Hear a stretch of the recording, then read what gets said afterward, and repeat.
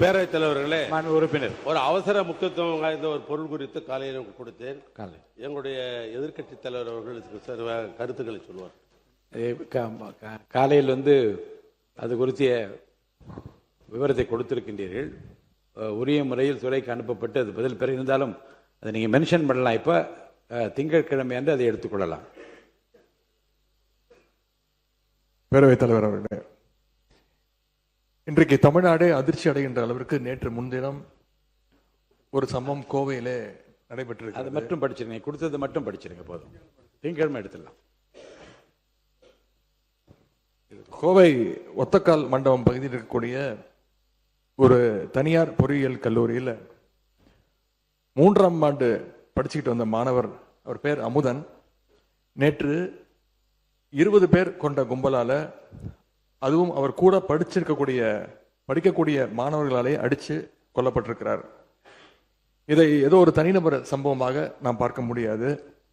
இதற்கு அரசு முழு பொறுப்பு எடுக்க வேண்டும். ஏன்னா வழக்கு விசாரணைக்காக மாணவர் அமுதனை நேற்று முன்தினம் கோவை செட்டிப்பாளையம் போலீசார் அவர்கள் காவல் நிலையத்திற்கு அழைச்சிட்டு வந்திருக்கிறாங்க, வர சொல்லியிருக்கிறாங்க.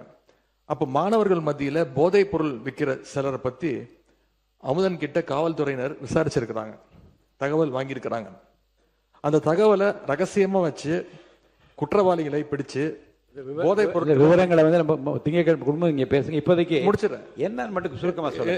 என்னன்னு இல்ல எதை கூட துறைக்கு அனுப்ப போறோம். இல்ல நீங்க கொடுத்திருக்கிற இல்ல இந்த கவன ஈர்ப்பு தீர்மானம் துறைக்கு அனுப்பப்பட்டு முறையான விவரங்கள் மென்ஷன் பண்ணுங்க. ஒரு 4 இன்சிடென்ட் இருக்கு, மென்ஷன் பண்ணுங்க. இந்த 3 நாட்கள் மட்டும் 4 இன்சிடென்ட் இருக்கு, அதை மட்டும் மென்ஷன் பண்ணிடுறேன்.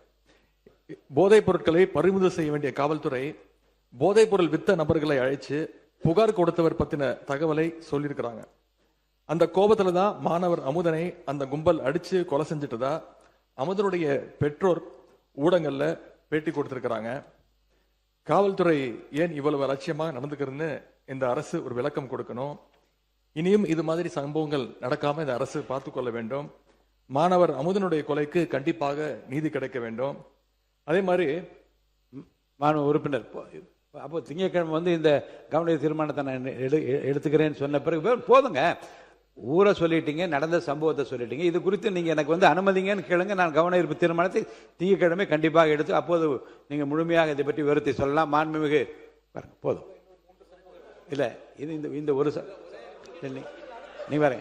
நீங்க கொடுத்திருக்கிற தீர்மானத்தை நான் படிச்சிடுறேன். கோயம்புத்தூர் தனியார் கல்லூரியில் போதைப் பொருள் பயன்பாடு குறித்து புகார் அளித்த கள்ளக்குறிச்சியை சேர்ந்த அமுதன் என்ற மாணவரை 20 பேர் கொண்ட கும்பல் கொடூரமாக தாக்கி கொலை செய்தது குறித்து மாணவர்களிடையே ஏற்பட்டுள்ள பதட்ட நிலை குறித்து அதோட நம்ம நிறுத்திட்டோம்னா மென்ஷன் பண்றது அதுதான். விவரங்களுக்குள்ள நீங்க போகிறதா இருந்தா நான் கவன ஈர்ப்பு தீர்மானம் இல்ல இதுக்குள்ள நான் போகிறதா இருந்தா கவன ஈர்ப்பு தீர்மானமாக எடுத்திருக்கலாமே. பள்ளி பதில் உட்காருங்க. நீங்க மென்ஷன் பண்ணிட்டீங்க. நீங்கள் இதில் இது குறித்து உங்கள் கவலையை நீங்கள் வெளிப்படுத்தும் விதத்தில் நீங்க மென்ஷன் பண்ணிட்டீங்க. இது போதுமானது. மாண்புமிகு பள்ளிக்கல்வித்துறை அமைச்சர் அவர்கள் நீங்க பேசுங்க. மாண்புமிகு பேரவைத் தலைவர் அவர்களே, இல்ல முழு விவரம் அரசு இல்ல முழு விவரத்தையும் அரசுக்கு தெரிந்து உங்களுக்கு பதில் அளிப்பார்கள். மென்ஷன் பண்ணிட்டாங்க, எல்லாமே விவரம் தெரிஞ்சிச்சு. பள்ளிக்கல்வித்துறை அமைச்சர் பேசுங்க. இல்ல நீங்க மென்ஷன் பண்றேன்னு பாருங்க, விவரம் பேச ஆரம்பிச்சு அனுமதிக்க முடியாது. அதை மட்டும் படிங்க. என்ன குடி அதை மட்டும் படிங்க. பேரவைத் தலைவர் அவர்களே, தேனி மாவட்ட ஆட்சியர் அலுவலகம் முன்பு ஆகஸ்ட் 7ஆம் தேதி அன்று மேகமலை வனப்பகுதியில் உள்ள மலை கிராம மக்களை வெளியேற்ற கோரும் நடவடிக்கையை கண்டித்து இது குறித்து கவன தீர்மானம் திங்கட்கிழமை உங்களுக்கு பதில் வரும். படிச்சு அதை மட்டும் படிங்க. நாளே இல்லை படிங்க. மலை கிராம மக்களை வெளியேற்ற கோரும் நடவடிக்கையை கண்டித்து 98 கிராமங்களை சேர்ந்த சுமார் 5000த்திற்கும் மேற்பட்டோர் பெருந்திரள் ஆர்ப்பாட்டத்தில் ஈடுபட்டுள்ளதால் ஏற்பட்டுள்ள நிலைமை குறித்து விவாதிக்க உங்கள் கவனத்திற்கு கொண்டு வருகிறோம். நான் உறுப்பினர் காலையிலே உங்களுக்கு சொல்லியிருக்கிறேன். திங்கட்கிழமை அதுக்குரிய விரிவான பதில் உங்களுக்கு அளிக்கப்படும். மாண்புமிகு பள்ளிக்கல்வித்துறை அமைச்சர் பேசுங்க. மாண்புமிகு பள்ளிக்கல்வித்துறை அமைச்சர் நீங்க பேசலாம். மாண்புமிகு பேரவைத் தலைவர் அவர்களே, கோயம்புத்தூர் மாவட்டம் உட்கார சொல்லுங்க. பேரவைத் தலைவர் அவர்களே, கோயம்புத்தூர் மாவட்டம் இந்துஸ்தான் கல்லூரியில் 3ஆம் ஆண்டு படிக்கக்கூடிய மாணவர்களிடையே ஏற்பட்ட மோதல் காரணமாக ஏற்பட்ட ஒரு சட்ட ஒழுங்கு பிரச்சனை குறித்து ஒரு சின்ன அறிக்கையை நான் கீழ்கண்டவாறு தெரிவித்துக் கொள்கிறேன். இந்த கோயம்புத்தூர் மாவட்டம் ஒரு குயிக் ரெஸ்பான்ஸ் இந்த அவையில வைக்க ஆசைப்படுறேன். இந்த சம்பவத்தை பொறுத்த வரைக்கும் சம்பந்தப்பட்ட அந்த மாணவரோடு மற்ற மாணவர்களுக்கு ஏற்பட்ட ஏற்கனவே இருந்த ஒரு கோஷ்டி மோதலின் காரணமாக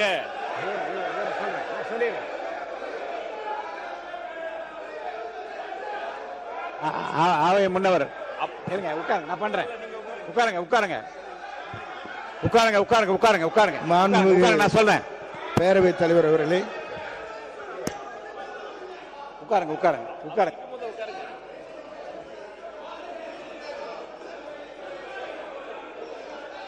மாண்புமிகு உட்காருங்க, எல்லாம் உட்காருங்க உட்காருங்க உட்காருங்க நீங்க உட்காருங்க நீங்க உட்காருங்க நீங்க உட்காருங்க உட்காருங்க உட்காருங்க.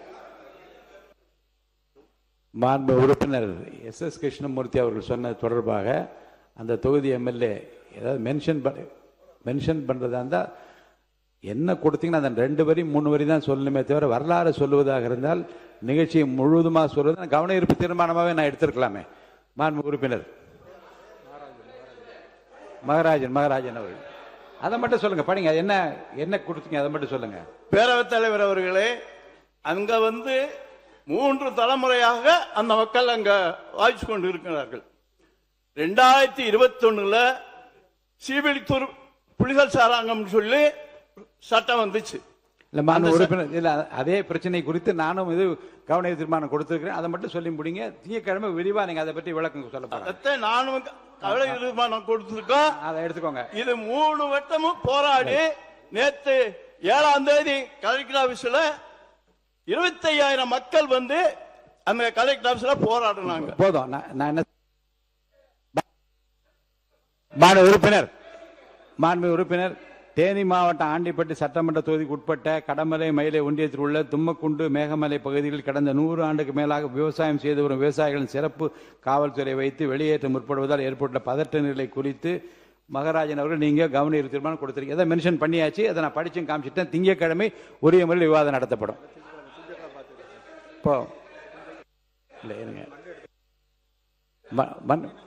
திங்கட்கிழமை இது குறித்து இதே